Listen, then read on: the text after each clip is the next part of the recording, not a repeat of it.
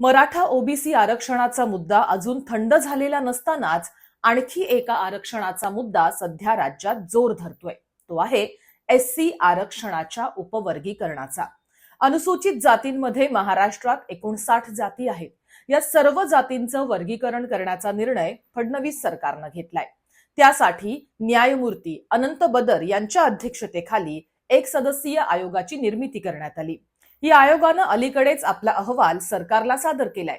त्या अहवालावर कृती करण्यासाठी किंवा त्याची पडताळणी करण्यासाठी फडणवीस सरकारनं मुख्य सचिव राजेश अग्रवाल यांच्या अध्यक्षतेखाली त्रिसदस्यीय समिती नेमली आहे. त्याचाही अहवाल लवकरच सादर केला जाईल अशी शक्यता आहे. आता प्रश्न असा आहे की एससी आरक्षणाचं वर्गीकरण व्हावं का? त्याबद्दल सुप्रीम कोर्ट काय म्हणालं होतं? डॉक्टर बाबासाहेब आंबेडकरांनीच मग उपवर्गीकरण का आणलं नाही? सरकारांना उपवर्गीकरणाची गरज का वाटतीये? कोणती राज्य आहेत की जिथं वर्गीकरण केलं गेलंय आणि तिथली स्थिती काय आहे? प्रकाश आंबेडकर, रामदास आठवले अशा नेत्यांची नेमकी भूमिका काय आहे? एससी आरक्षणातल्या उपवर्गीकरणामुळे दलित चळवळीला धोका निर्माण झालाय का? वर्गीकरण झालंच तर ते नेमकं कसं असावं? या आणि अशा सर्व प्रश्नांची उत्तरं आपण आजच्या एक्सप्लेनर मध्ये पाहणार. नमस्कार, मी शिल्पा गुजर आणि तुम्ही पाहताय उत्तर दक्षिण. एससी आरक्षणामध्ये उपवर्गीकरण होणार आहे म्हणजे काय होणार आहे? याचं साधं सरळ सोपं उत्तर आहे एससी आरक्षणाची वाटणी, म्हणजेच कोट्यात कोटा. आरक्षणाअंतर्गत पुन्हा आरक्षण. महाराष्ट्रात सध्या अनुसूचित जातींना आरक्षणाचा कोटा आहे 13%. या 13%मध्ये आधी सांगितल्याप्रमाणे 59 जाती आहेत. आपल्याला एससीच्या 5 जाती सांगा असं म्हटलं तर महार, मांग, चांभार असं पटकन सांगता येईल, पण चौथी जात सांगताना विचार करावा लागतो. ज्यांना गाववाडा माहिती आहे ते फार फार तर होलार, ढोर अशा काही जातींची नावं सांगू शकतील. याचाच अर्थ असा की 59 जातींपैकी सामान्यतः 5 जातींना आतापर्यंत राजकीय, सामाजिक ओळख निर्माण करण्यात यश आलंय. प्रशासनातही त्यांचं अस्तित्व दिसतं. मग एससीतल्या बाकीच्या 50-55 जातींचं काय? हाच प्रश्न सुप्रीम कोर्टासमोर आला आणि त्यांनी अनुसूचित जातीतल्या उपवर्गीकरणाला मंजुरी दिली. या संदर्भातले आरक्षणाचे अधिकार राज्य सरकारकडे आहेत. त्यांनी 13% आरक्षण आता 4 वर्गात विभागणी करण्याचं ठरवलेलं दिसतंय. अ, ब, क आणि ड. जसं एनटी आरक्षण म्हणजे धनगर, बंजारा, वंजारी अशा 4 गटात विभागलं गेलंय, तसंच आता एससी आरक्षणाचेही उपवर्गीकरण होईल. आतापर्यंत एससी म्हटलं की मागास जाती, अस्पृश्य जाती, गावकुसा बाहेरचा समाज असं चित्र आपल्या डोळ्यासमोर उभं राहत होतं. आता उपवर्गीकरण करताना त्यातही काही जाती अधिक मागास आणि कमी मागास अशा ठरवल्या जातील.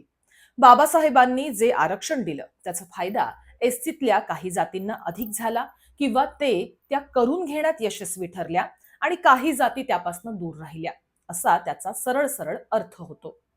दुसरा प्रश्न असा आहे, जर न्याय्य वाटणीच होणार असेल तर मग विरोध का? या प्रश्नाचं उत्तर वाटतं तेवढं सोपं नाहीये. त्याचं कारण आहे सरकारच्या नियत आणि नीतीबद्दल असलेलं अविश्वासाचं वातावरण.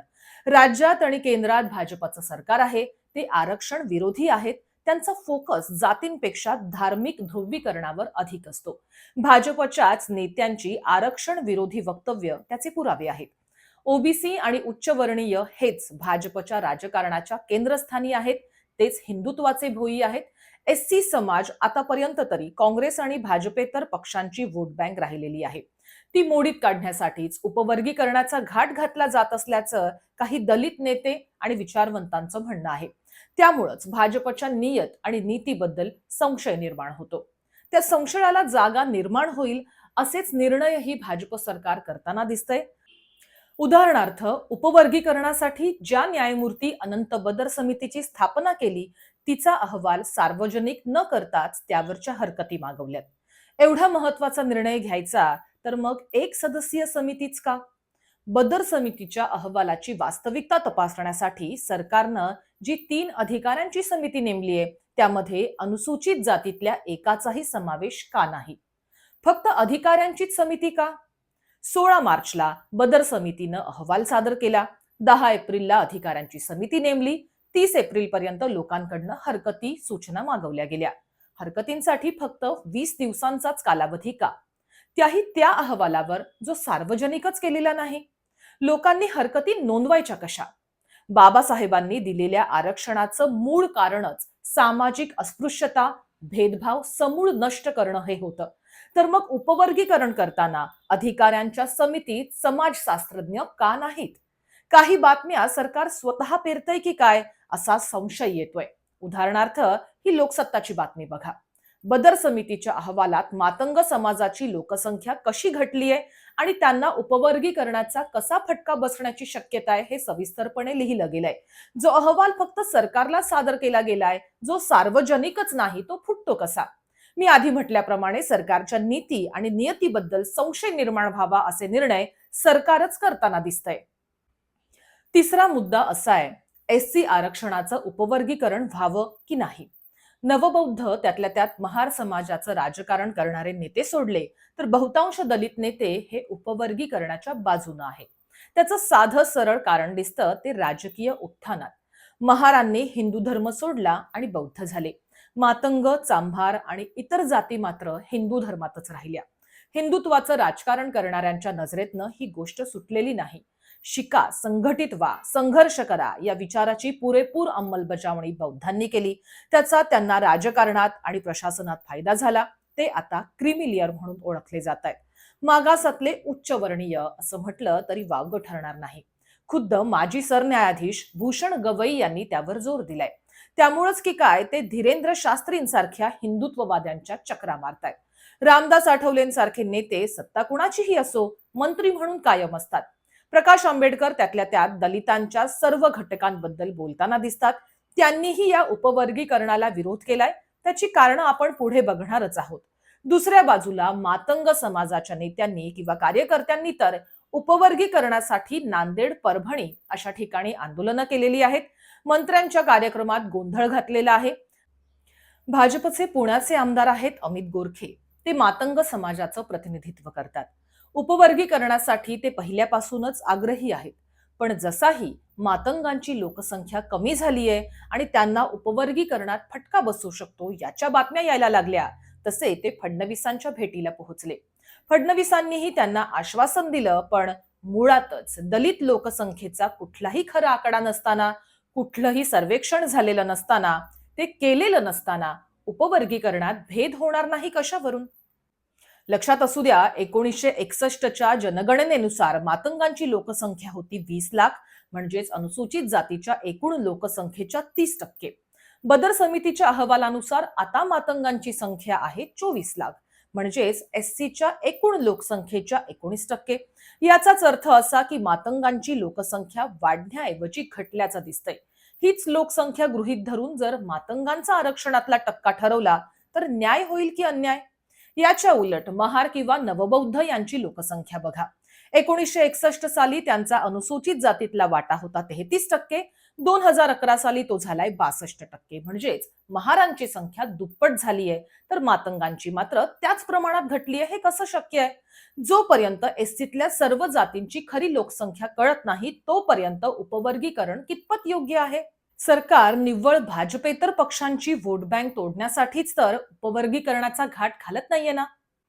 चौथा मुद्दा, एससी जातींच्या उपवर्गीकरणाला आव्हान दिलं जाऊ शकतं का? सुप्रीम कोर्ट काय म्हणालंय?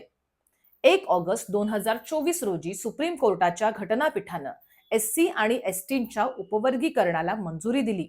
6 विरुद्ध 1 मतानं हा निर्णय दिला गेला. म्हणजेच 7 जजेसच्या घटनापीठानं हा निर्णय दिला. विशेष म्हणजे या घटनापीठातले 2 जजेस हे मराठी होते. तत्कालीन सरन्यायाधीश DY चंद्रचूड आणि जस्टिस भूषण गवई. या उपवर्गीकरणाला विरोध करणाऱ्या एकमेव जस्टिस होत्या बेला त्रिवेदी. त्यांचं असं म्हणणं होतं की एससीतल्या सर्व जाती आणि त्यांची सामाजिक स्थिती सारखीच असल्याचं घटनेनं वस्तुतः मान्य केलंय. ते होमोजिनियस म्हणजेच एकसंध आहेत. त्यामुळे वर्गीकरणाची तशी गरजच नाही. त्याच्या उलट जस्टिस गवई यांनी मात्र एससीतही काही जाती मागास आहेत तर काही अतिमागास असं म्हटलंय. त्यामुळेच उपवर्गीकरणाच्या बाजूनं त्यांनी निर्णय दिलाय.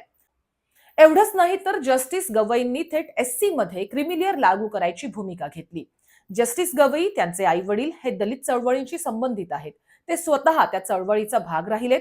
असं असताना त्यांनी उपवर्गीकरणाच्या बाजूने घेतलेली भूमिका अनेकांना आश्चर्यचकित करणारी आहे. पण उपवर्गीकरण करताना सुप्रीम कोर्टानं कडक अटी घालून दिल्या. त्यातली सगळ्यात महत्वाची आहे ती वस्तुनिष्ठ आकडेवारी. म्हणजेच विशिष्ट जात ही त्याच कॅटेगरीतल्या इतर जातींपेक्षा अधिक मागास आहे आणि तिचे प्रतिनिधित्व अपुरे आहे हे सिद्ध करण्यासाठी राज्यांकडे ठोस आकडेवारी असणं आवश्यक आहे.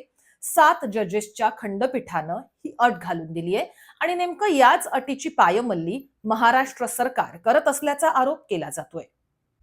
पाचवा मुद्दा आहे एससी आरक्षणाचा सर्वाधिक फायदा नवबौद्धांना झालाय का?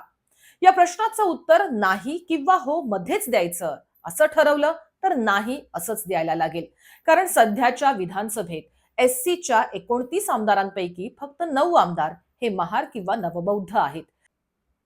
विशेष म्हणजे एससीत दुसऱ्या नंबरची लोकसंख्या असलेल्या मातंग समाजाचे फक्त 3 आहेत.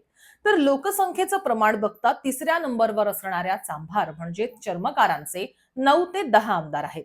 म्हणजेच लोकसंख्या कमी असूनही मागास जातींचं पुढारपण हे चर्मकारांकडे गेल्याचं दिसतंय. विशेष म्हणजे 2014 साली तर 29 पैकी 16 आमदार हे चांभार समाजातले होते. त्यातही हे विशेष की सर्वच्या सर्व आमदार काँग्रेस भाजपा यांच्याकडनं निवडून आले नव्हते, तर ते शिवसेनेतनं आलेले होते. सध्याच्या विधानसभेत मात्र चर्मकारांचे सर्वाधिक आमदार हे भाजपचे आहेत. मी आधी म्हटल्याप्रमाणे महार हे नवबौद्ध झाले आणि ते काँग्रेसच्या वळसणीला गेले. भाजपनं मग एससीतल्या इतर जातींच्या नेतृत्वावर लक्ष केंद्रित केलं. त्याचा फायदा आणि परिणाम दोन्ही समोर आहेत. उपवर्गीकरणानंतर ते अधिक गडदपणे दिसेल. बदर समितीच्या अहवालानुसार अ वर्गात महार, ब मध्ये मातंग आणि क मध्ये चांभार ठेवले जाण्याची शक्यता आहे. ड मध्ये एससीतल्या इतर सर्व जाती असतील असा अंदाज आहे. लोकसंख्येच्या प्रमाणात आरक्षणाचा प्रत्येकाचा कोटा ठरवला जाईल. पण पुन्हा प्रश्न तोच आहे, लोकसंख्येचा खरा आकडा नसताना तो ठरवणार कसा? उपवर्गीकरण होणारच आहे, पण ते जर वस्तुनिष्ठपणे नाही केलं गेलं तर सुप्रीम कोर्ट आहेच, तसंच दलित चळवळ खिळखिळी होईल. सध्या जसे ओबीसीतल्या विविध जाती आपसात भांडतायत तशा एससी एसटीतल्याही भांडताना दिसतील. आणि या सर्व भांडणांचा फायदा कुणाला होईल, कोण फोडाफोडी करेल आणि राज्य करत राहील ते वेगळं सांगण्याची गरज नाही. पण एक निश्चित, एससीतलं उपवर्गीकरण हे बाबासाहेबांनी दिलेल्या आरक्षणाच्या अधिकारानंतरचं दुसरं मोठं क्रांतिकारी पाऊल असेल. या व्हिडिओमध्ये काही माहिती आहे, काही मतं आहेत आणि काही निरीक्षणं आहेत. तुम्हीही तुमची मतं नोंदवलीत तर या एक्सप्लेनरचा उद्देश पूर्ण होईल.